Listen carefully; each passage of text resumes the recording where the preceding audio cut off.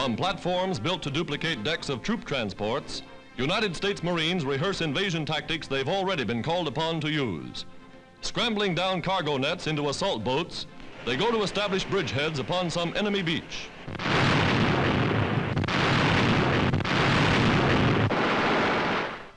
Soldiers of land, sea, and air, theirs is the tradition, first to fight, a role they've played for 165 years.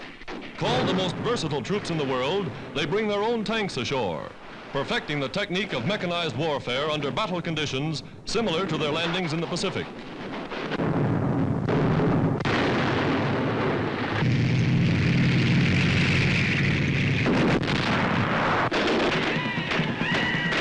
Today, the words, "The Marines have landed," have a special significance. For somewhere in the South Pacific, Navy transports are nosing their way, armed to the teeth, anti-aircraft guns on the alert, decks loaded with those same United States Marines, ready now for real action.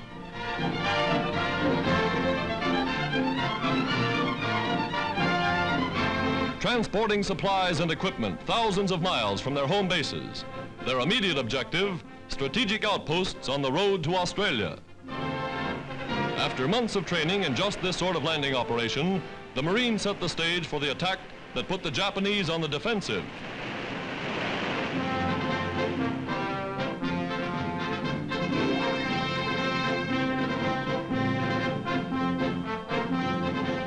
Welcomed by young and old alike, the Devil Dogs, as they're called, are at home in any climate. Admiral Byrd, the famous American polar explorer, is with the landing party as ancient tribal chieftains come to greet the officers.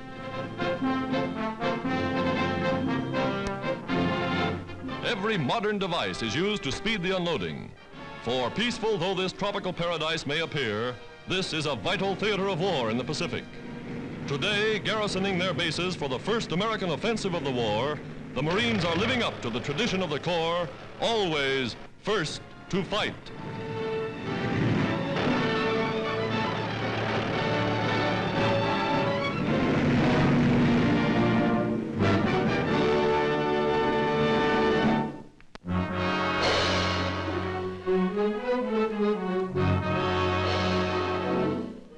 The U.S. Navy speeds the building of giant, non-rigid airships.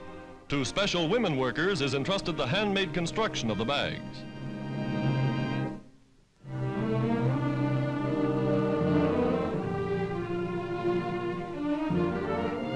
This is what they call walking air into the finished bag. Now it's ready for final inspection. Spotlights inside and out probe the surface for the smallest possible leak.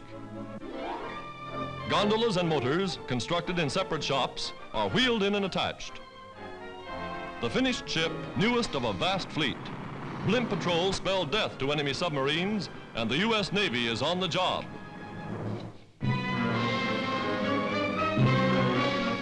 The United States solves the wartime problem of transporting oil within the country. The plan? To supply pumping stations and tank cars by additional pipelines direct from the wells. Already, such networks spread across many states. This is the newest, the world's longest, a 550-mile pipeline stretching from Texas to Illinois, a distance equal to that between Marseille and Rome. Welded by sections right in the field, the carrier will have a capacity of 700,000 barrels a day. An ingenious device wraps the pipe with a protective covering that's said to preserve it for 100 years.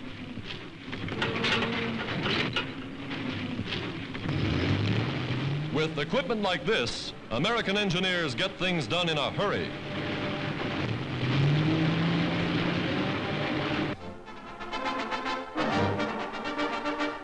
"48 days to build a ship. That's a world record. And here are some of the sponsors ready for a mass launching.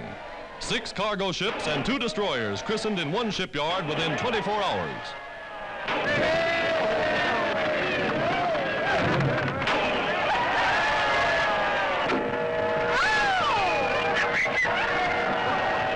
Building a bridge of ships to win the war.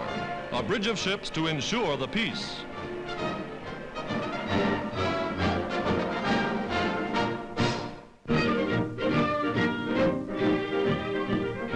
Here is one of many vacation camps in the United States.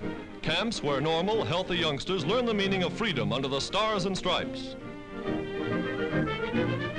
Most of the children at this camp are Teutonic types, children of German-born parents. But the land of their adoption salutes them as Americans. Unregimented by state rule, they're free to romp and play like any other American kids on vacation.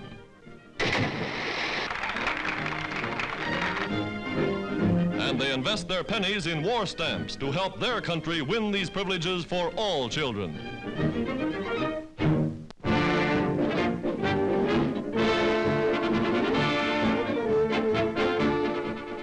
Somewhere in California, the first all-Filipino regiment in the U.S. Army. Newly recruited, these grim, determined sons of the Philippines march with but a single purpose in life: to avenge their brothers who fought and died for General MacArthur. With their own Major Fajardo second in command, these adopted sons of America prove able soldiers. In small patrols, they quickly learn the tactics of modern warfare.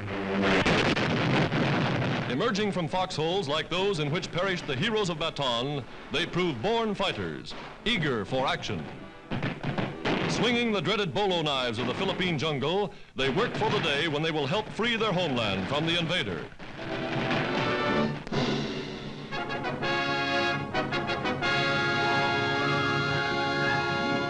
Flying Tigers, the famous American volunteer group, wing their way across China for the last time as volunteers. For 8 months, these Chinese signs have been the only insignia of the most spectacular and efficient fighting force in aviation history.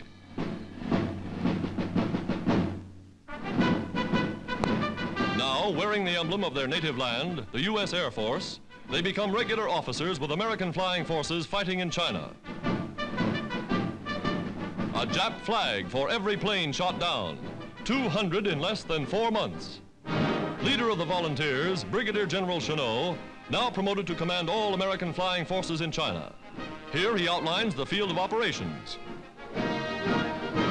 With flags and souvenirs, a grateful Chinese people pay simple tribute to the airmen who have done so much to clear the skies over their embattled land.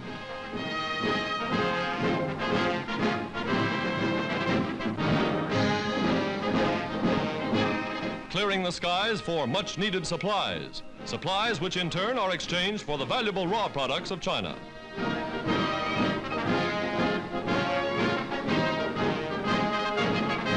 Losing no time, the new command plots the strategy of attack.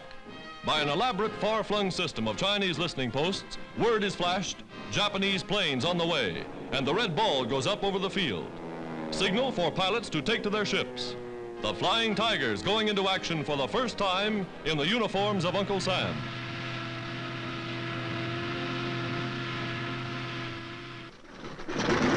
Newly assigned pilots go with the veterans. Schooled in the fighting tactics, Chennault has proven superior. Roaring aloft, they seek the enemy, their flying generals still at the controls. The new American Air Force over China, carrying on the tradition of the famous Flying Tigers.